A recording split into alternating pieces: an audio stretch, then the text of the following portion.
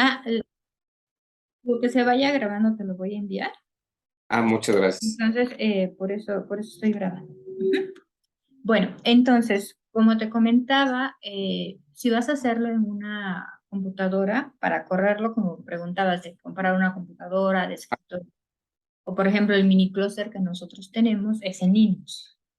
Ok, Ujú. Porque corre mucho más rápido. Ujú. perfecto. Es mucho mejor ese sistema operativo para correr, ¿no?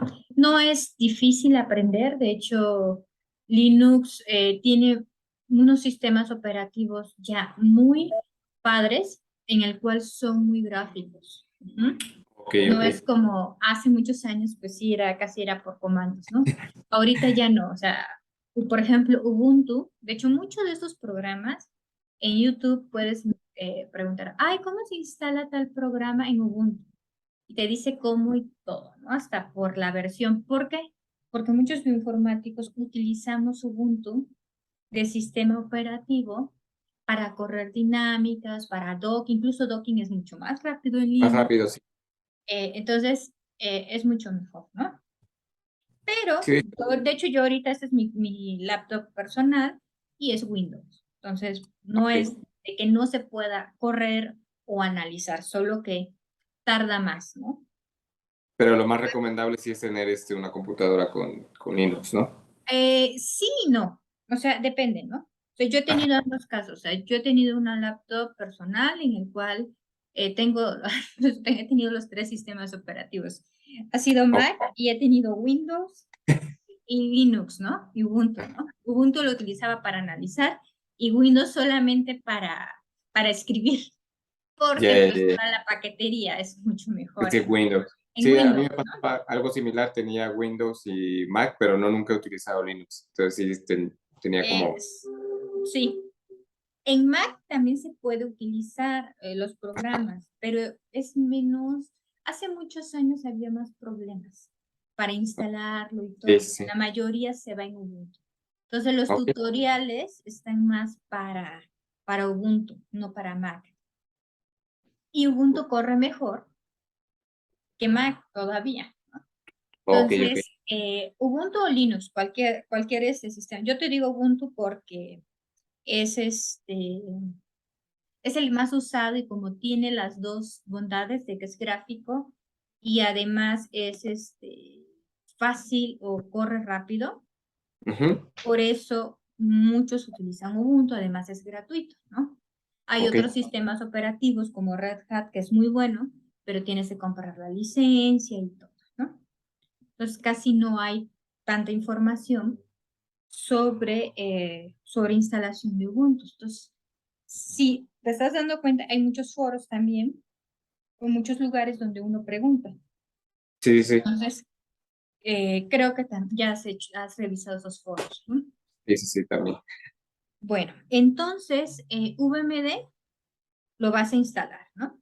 Y Ujú, pues vas a tener bueno, cuatro pantallas, uno que es el principal, algunas accesorios como estas, y donde se visualiza, ¿no? Por lo regular lo ponen en formato negro, pero se puede cambiar de color, ¿no?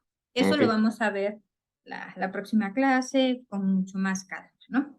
perfecto. Ahora, para Namdi, por ejemplo, ese es mi terminal, Ujú, y yo, después de que lo instales, puedes poner, por ejemplo, a mí dice Namdi, que no lo reconoce, me debe faltar el 2 y ya. ok, Aquí está ya instalado, o sea, yo al ponerle NAM y el número 2 me muestra un menú, ¿no? Me ujú, dice que, pues, me dice error fatal, ¿no? Y el cual es porque no he pues solamente puse el comando y no más, ¿no? Sin embargo, aquí ya me dice que está instalado, no me dice qué simulación es la que yo estoy ok. corriendo, ¿no? Porque me faltan los archivos de configuración. Es como docking, ¿en Ajá, qué sistema? Supongo que lo hiciste sin Autodoc, ¿no? sí, en Autodoc. Ah, pues es igualito, ¿no? Ponemos el comando y ponemos los archivos y lo que queremos correr, ¿no? Ok, Los comandos, ese es el comando más básico. NAM2, ¿no? NAM2. Este es un comando básico. ¿Por qué? Porque es en una computadora normal, ¿no? Ujú. Sin embargo, cuando las computadoras tienen ciertos procesadores o ciertos nodos, o por ejemplo en el clúster, este comando es un poquito más largo, ¿no? Pero tiene unas instrucciones aquí y después viene la instrucción a la cual vas a correr, ¿no? Ok, ok. Pero eso no te preocupes, en el clúster te lo da, Ya, ya, ¿no? ya. O sea, sin embargo, cuando tú tengas una computadora o quieras o haya recursos, Ajá. eh, hay que checar cuál sería el mejor comando, ¿no? Por ejemplo, nosotros utilizamos uno que se llama NAM2 y de la y ponemos más P4 porque son los procesadores que tenemos. Y bueno, Oh, eso va a depender en específico de la computadora, qué tipo de computadora es. Y pues yo no te recomiendo, ahorita no te voy a recomendar ninguna compu porque cuando tú adquieras la computadora o cuando vayas a comprarla, la tecnología va avanzando mucho, ¿no? Entonces habría que revisar en los foros cuál es la que corre mejor. perfecto. Entonces ahí habría que revisar, ¿no? Ya en ese momento, ¿no? Entonces, bueno, entonces puedo decirte que sabes correr en terminal, ¿no? Entonces, no Ujú. hay tanto rollo, ¿no? Entonces, aquí ya tenemos la terminal, NAMD, entonces tenemos VMD, NAM, y otro de los programas que a mí me gusta mucho, que también es un visualizador, es Quimera. Ujú. Entonces, igual y ya lo tienes instalado, no sé. Sí, sí, ya también lo he ocupado. Bueno, entonces este pues tiene muchas bondades, incluso para docking también nos puede Ajá. servir. De hecho, por aquí ves toda la información que he estado yo Sí. haciendo, trabajando, ¿no? Te das cuenta, estoy trabajando en estos momentos con TLR4. Ajá. Entonces, eh, pues ese es el siguiente programa que instalarías, ¿no? Ok. Y también vas a instalar un programa, ¿no?, que se llama Karma. Ese sí no lo conozco. Se llama Karma. Ujú. Ok. Es un programa igual por comandos. De hecho, el, el que creó este programa dice que no es un, bueno, nos da un manual, pero dice que no es un manual. Él odia los manuales. Entonces, es fácil de instalarlo. Igual lo puedes descargar, lo colocas. También está para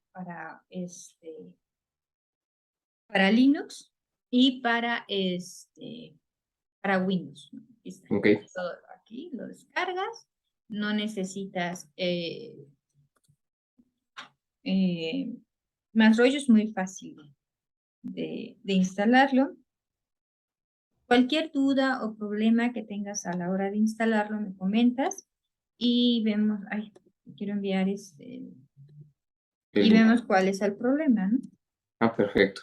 Entonces, pero también hay muchos tutoriales de cómo instalarlo y voy a buscar unos en YouTube, sobre todo para pero no es difícil. Igual se corre en la terminal, ponemos Karma y ahí, pues aquí ya me aparece, ¿no? Ah, El, igual es como Autodoc, que hay que especificar qué vas a cargar y todo eso, ¿no? ok. ¿Mm? Pero bueno, para saber que está instalado, pues nada más ponemos Karma o Karma 64, va a depender de lo que se instala, ¿no? Puede ser Ujú. Karma solito o Karma 64. En este caso yo no tengo el comando, no es con Karma 64, es lo mismo, el mismo programa, solamente cambia algunas versiones, ¿no? Ok. Entonces depende cómo lo hayas instalado o cuáles se instalaron, ¿no? Entonces tenemos Karma o Karma 64, ¿no? Esos serían los dos, el último, esos serían los programas que vas a instalar. Este programa es para analizar la dinámica molecular. Ujú. Ok. Entonces, aquí, o sea, aquí VMD nos muestra muy bonito y todo, ¿no? Sin embargo, hay algunas cosas que necesitaremos analizar y las vamos a analizar mediante otros programas. Ujú. También otro de los programas que utilizo para analizar es uno que se llama Discovery. Ah, sí. Ujú. Entonces, ese también, supongo que Ujú. también ya lo tienes instalado. Sí, sí, también. Entonces, si te das cuenta, se utilizan muchos programas que son muy comunes, ¿no? También está PyMol, que en realidad Paimon. yo sí no tengo instalado PyMol ya, porque utilizo Quimera. Sí, Quimera y Discovery y VMD, ¿no? sí, creo que yo también lo Entonces, pongo en Mera y Discovery. antes utilizaba yo mucho PyMol, Ajá, pero desde que descubrí Quimera, sí, eso no. francamente me agrada más, ¿no? Sí, sí, Pero sí. también es otro buen visualizador y ahí ya va a depender de gustos, ¿no? También por Claro. aquí está Autodoc. Por aquí debo de tener Autodoc Tools, que, bueno, con tantas cosas, hay veces, ¿no? Y Maestro, bueno, no sé si alguna vez lo utilizó. Sí lo utilicé, también maestro, pero Ujú. luego es como de paga, entonces Sí, no. sí, sí, Muchos programas, los que utilizo son gratuitos, ¿no? Y ujú, Quimera tiene su ventaja, ¿no? Aquí claro. está Autodoc Tools, ¿no? A mí Autodoc Tools no me gusta tanto porque el visualizador es muy chafa, ¿no? Ujú. Y prefiero Quimera o Quimera. Discovery, que tienen mejor, incluso para las figuras, ¿no? Sí, sí, sí, de hecho, Entonces, el docking antes lo hacía en Autodoc, pero después conocí Quimera y creo que me gusta más porque siento que es más tranquilo en esa parte. sí, a mí me gusta igual también porque Quimera es un visualizador pensado en las personas que no saben o están iniciando. Es muy bondadoso, es como muy intuitivo Sí, sí, seguir. Entonces, eso me agrada porque tiende a no costar tanto. Por ejemplo, PyMol tiene muchas herramientas pero son a base de script, muchas. sí. Y te hace imágenes, figuras, acomodos hermosísimos. Pero necesitas tener tus scripts y toda la información. Y es más complejo, ¿no?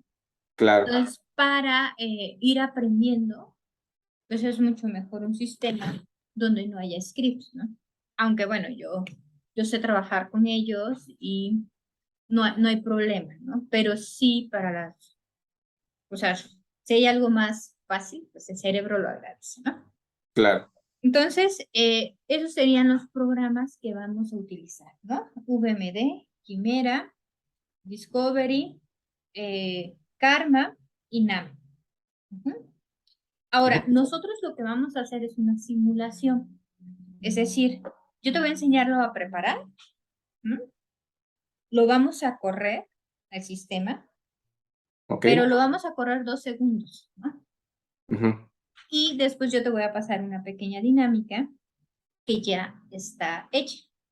Ok, Ujú. Y esa es la que vamos a analizar, ¿sí? ok, ok. Ya con los datos y toda la información que se requiera. ¿Por qué? Porque es algo, o sea, no nos vamos a esperar un mes, 15 días, ¿verdad? Y con fines educativos, pues va a ser así, ¿no? Cómo se corre y todos los pasos y todo lo que se tiene que ir corriendo y ya después, pues ya una dinámica hecha, ¿no? Ok. Bueno, vamos a iniciar. La primera parte, como te comentaba, esta clase es un poquito, pues, pesadona Ujú. porque vamos a ver, pues, mucha teoría, ¿no? Y esta teoría, pues, está enfocada a, pues, estar en un contexto todos y homogenizar, ¿no? El conocimiento y partir de ello, ¿no? Entonces, la primera parte que vamos a ver es, eh, pues, ¿qué es bioinformática, ¿no? Y bioinformática en sí surge de la necesidad, ¿no? Por lo tanto, este nombre o esto ha ido creciendo conforme a que se ha ido involucrando, ¿no? El nombre, pues, más común, como su nombre lo dice, pues es la combinación de la biología más la computación, ¿no? Después se fue adquiriendo pues medicina, matemáticas, estadística y pues hasta decir que el área bioinformática va a abarcar tecnologías de la información asociadas con las ciencias biológicas, ¿no? Todos esos términos o definiciones pues se fueron adquiriendo conforme el área pues iba creciendo, ¿no? Y este es uno de los nombres o de las definiciones que más me agrada, pues es una disciplina que incluye todos los aspectos relacionados con adquisición, almacenamiento, procesamiento, distribución, análisis e interpretación de la información biológica.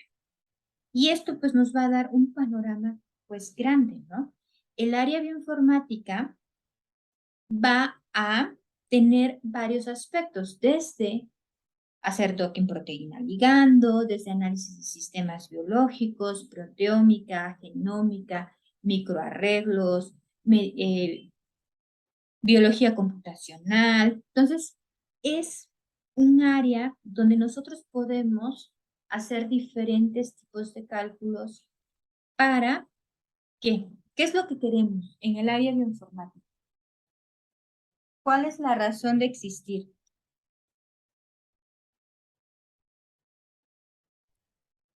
Pues tener los cálculos específicos para ver cómo es el funcionamiento biológico, ¿no?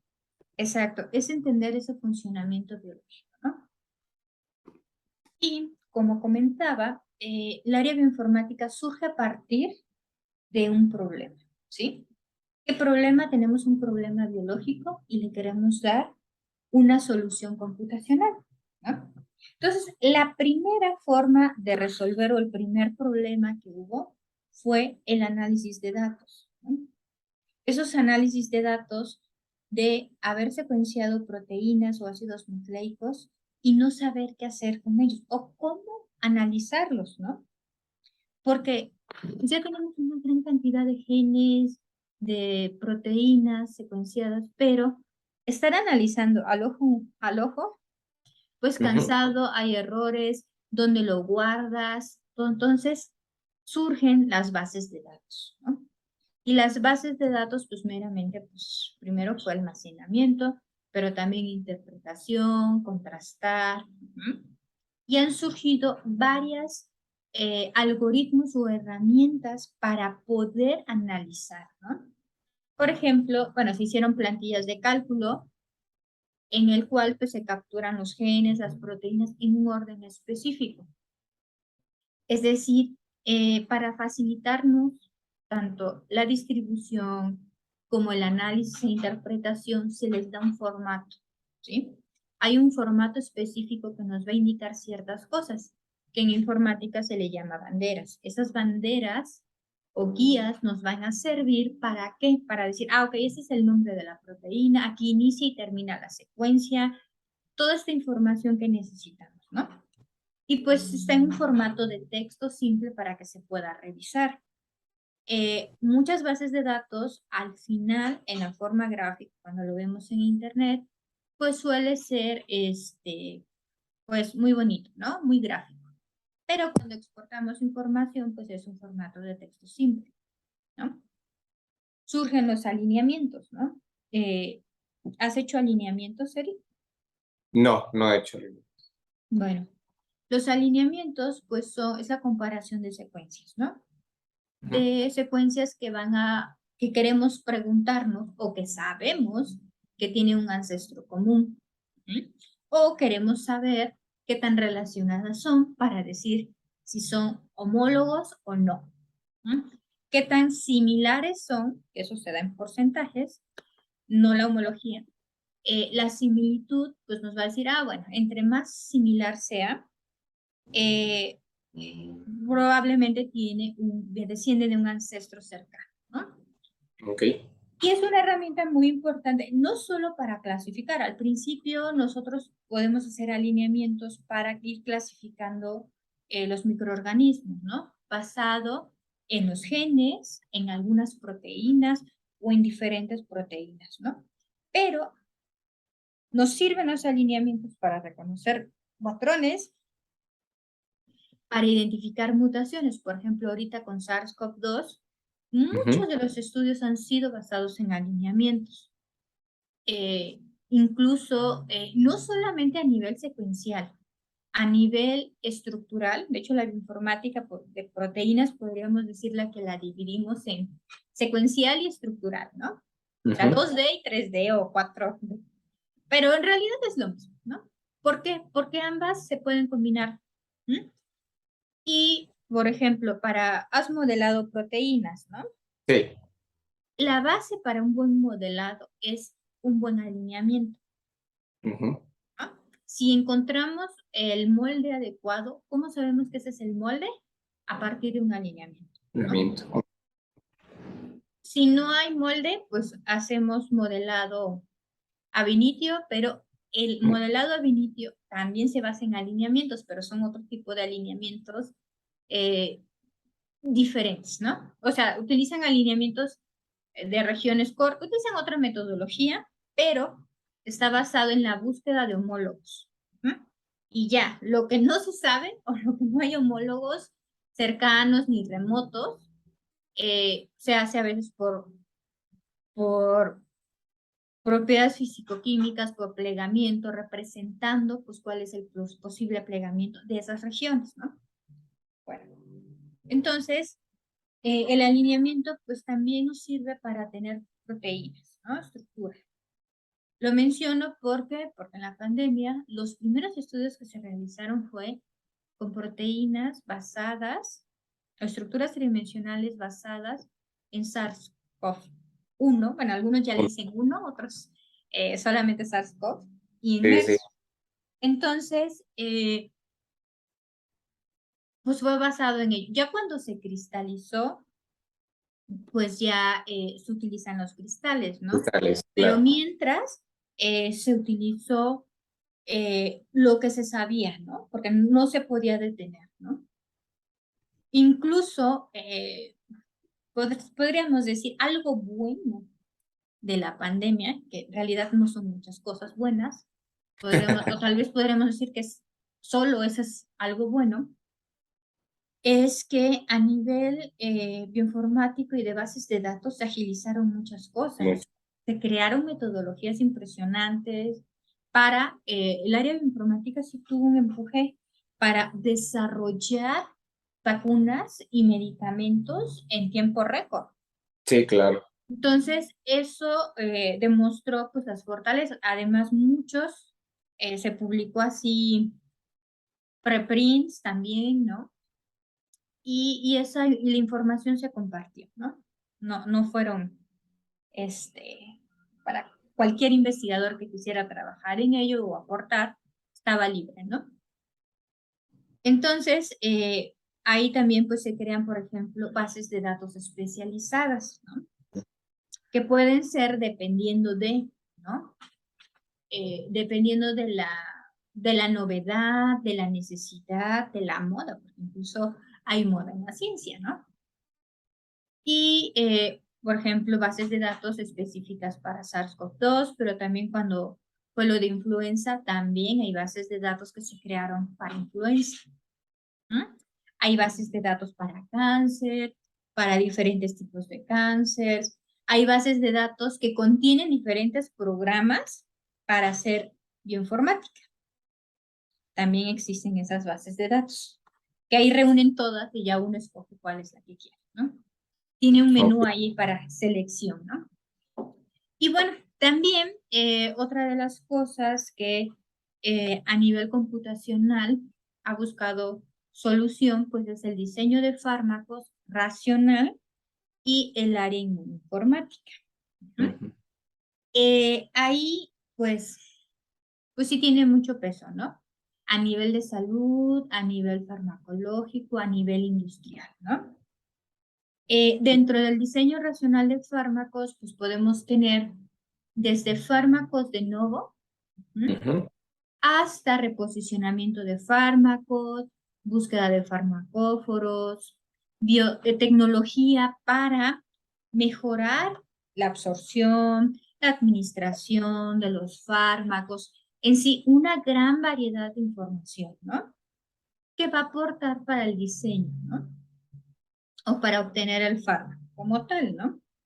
Y también en un área especial que se creó, una subárea, una subdisciplina llamada inmunoinformática, ¿no?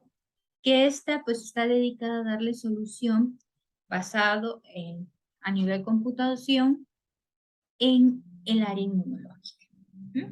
Lo más Ujú. fuerte es vacunas, ¿no? Sí, sí, sí. Pero no solamente es vacunas, sino, perdón, ¿qué ibas a decir, Eric? No, no, no, estoy escuchando. Ok, cualquier cosa me dices, ¿eh?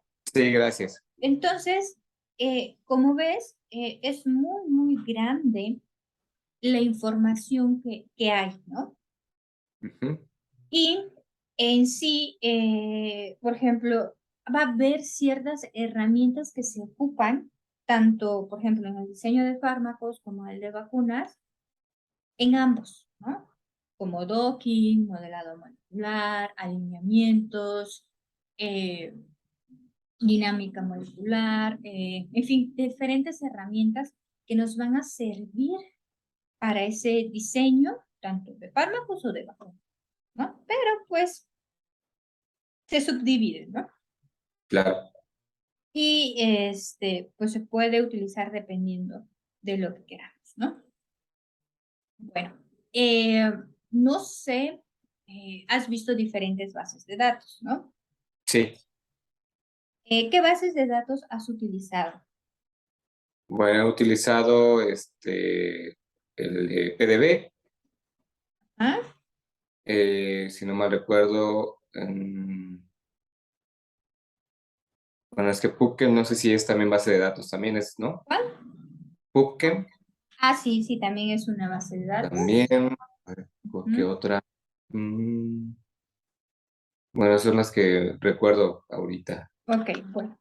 La base de datos PDB, ¿para qué nos sirve? Es para obtener el cristal de la proteína que nosotros queremos Ujú. analizar. Exacto. Esa nos va a servir, es una base de datos que están ahí cargadas o reposicionados ciertos, los cristales de ciertas proteínas, ¿no? Y obviamente para que se logre aceptar esos cristales, pues pasan por arduos criterios, ¿no? Y algo importante es que en esa base de datos, PDB, nos puede decir, nos muestra la estructura de nuestra proteína que puede estar acoplada a diferentes cosas, depende cómo la cristalizaron, ¿no? Y además, mm, hay que ser cuidadosos. ¿Por qué? Porque hay cristales. Primero, no todos los PDBs que están ahí son cristales, tal cual. Sí, sí. Entonces hay algunas modificaciones, ¿no? Que tienen ahí un reacomodo in silico, ¿no? Ujú. ¿Qué ibas a comentar, Eric? No, nada más de que sí hay cristales que no son tan idóneos o que no hay cristales como tal, ¿no? Exacto. O hay O fragmentos, fra- a la resolución del cristal también, ¿no? Sí. O sea, y bueno, hay que analizar el cristal, ¿no? Entonces, por ejemplo, a pesar de la proteína Spike, Ujú. que es, todo el mundo la conoce, que es base de todo, casi casi, por la importancia que tienen en el virus, o sea, es impresionante cómo funciona esta proteína, ¿no? Y además, bueno, otras cosas, a la hora de, es compleja este sistema biológico. Ujú. Pero a pesar de que esta proteína es muy importante, su tamaño es enorme, ¿no? Solamente está cristalizado el ectodominio. Sí, sí. No está cristalizado ni la parte transmembranal, ni la región intravirión. Ujú. Entonces, y muchos estudios científicos se hicieron solamente con el ectodominio, ¿no? Y no pasa nada. Es un claro ejemplo de cómo nosotros podemos decir qué fragmento que no podemos utilizar dependiendo de las circunstancias, ¿no? Bueno, Entonces, vamos a definir qué es una base de datos como tal. Una base de datos, pues es un conjunto de datos relacionados y almacenados para un propósito particular con una estructura lógica. Una base de datos es igual a una estructura más datos, ¿no? Y bueno, la organización pues va a depender de las consultas incluso del diseñador de la página web. Por ejemplo, ahorita vamos a ver una base de datos que me gusta mucho porque nos genera mucha información que podemos utilizar, nos muestra información que vamos a utilizar en dinámicas moleculares. Entonces, que ahorita ya la cambiaron de forma de visualizar, no me gusta para nada. Me gustaba la versión antigua, pero bueno, son los gustos de los diseñadores, ¿no? Claro.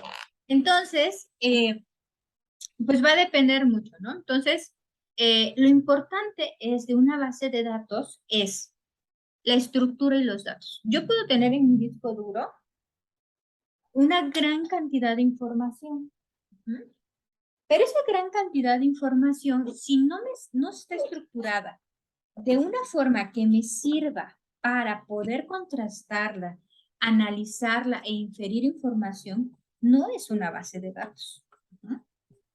Aunque tenga yo una inmensidad de información, que yo diga, bueno, yo voy a guardar toda la información de la base de datos PDB, la voy a tener en mi casita y la voy a analizar. No. Si nos damos cuenta, la base de datos tiene herramientas y herramientas que nos sirven para encontrar información, contrastarla y exportar. Claro. Si no tiene herramientas, no es una base de datos.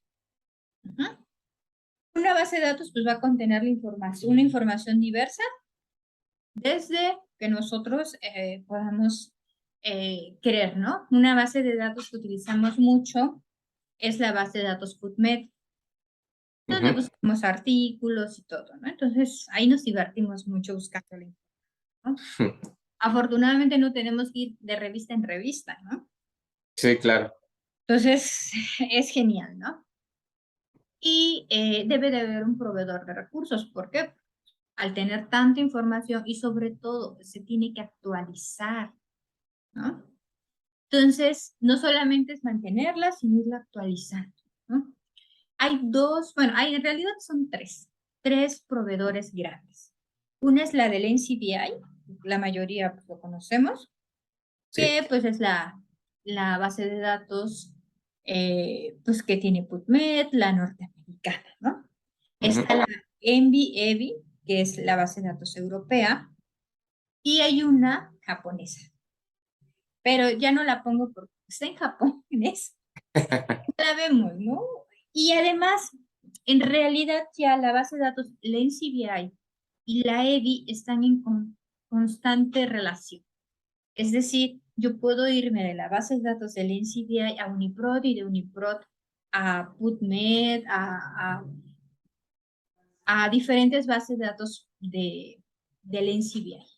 Entonces, ya están relacionados, ¿no? Hicieron como un pacto, un arreglo de que uno puede andar en una y en otra base de datos. Entonces,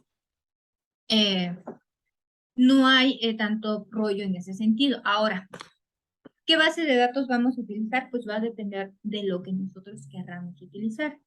Ninguna base de datos es mejor que otra, solamente va a haber información diferente que nos puede ayudar. Yo suelo utilizar ambas y pues, ya luego escojo una, ¿no?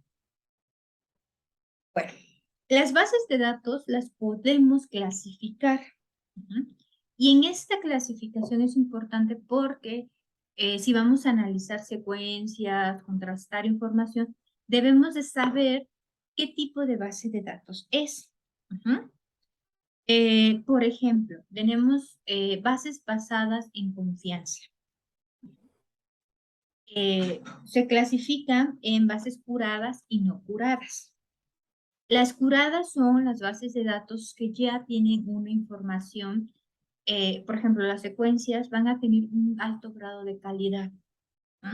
La secuenciación está de tal forma que yo sé exactamente cómo es ese orden, ¿no? Yo no tengo dudas de que el aminoácido que he puesto ahí o el ácido nucleico que va ahí, el codón o el anticodón, es el que realmente debe de ser, ¿no? Como ese proceso es más complicado para llegar a ese grado de confianza, pues va a haber menos secuencias. Entonces, tenemos una base de datos curada UniProt, que esa es la que vamos a ver ahorita. Y además tenemos una base de datos no curadas, en la cual no todos los datos han sido confirmados biológicamente. Algunos de ellos son hechos por procesos automáticos o son resultados parciales. En la no curada va a haber, y eso no quiere decir que no haya datos confirmados biológicamente, simplemente que va a haber de todo. Por lo tanto, nosotros a la hora de analizar tenemos que decidir si utilizamos, por ejemplo, datos parciales, procesos automatizados. Ahora, yo sé que a todos nos gusta analizar ya datos confirmados biológicamente, ¿no? Pero no todos trabajamos con proteínas de organismos o secuencias de ácidos nucleicos de organismos que son famosos, ¿no? Hay organismos muy peculiares que pues casi no hay información, ¿no? Y el hecho de existir las bases de datos no curadas, pues nos sirve para encontrar ancestros muy alejados, información de ciertos organismos que no son estudiados tan frecuentemente. Y eso dificulta pues su calidad, ¿no? Y no solamente me refiero a esos microorganismos que no sean estudiados frecuentemente. Por ejemplo, en SARS-CoV-2, las bases de datos que se crearon para solventar y que tuviéramos el acceso a las secuencias, estaba clasificado. Nosotros podíamos descargar secuencias totalmente con una alta calidad y secuencias de baja calidad, tanto para ácidos nucleicos como para proteínas, ¿no? Teníamos esa mezcla. Entonces aquí vemos de que, bueno, ok, la secuenciación pues a veces no sabemos con certeza, pero a veces se requiere ese análisis, ¿no? Y a veces no, entonces estaba disponible. Tiene ventajas, desventajas. ¿Por qué? Porque igual en las no curadas, en esas secuencias de baja calidad, pues pueden haber mutaciones que no han aparecido, ¿no? Entonces, pues por eso estaba, ¿no? Ahora, también vamos a ver bases de datos redundantes. ¿Y esto a qué se refiere? Se refiere a secuencias que tan repetidas existen o no. Y el hecho de ir a una base de datos redundante o no redundante, ¿para qué nos sirve a nosotros, Eric?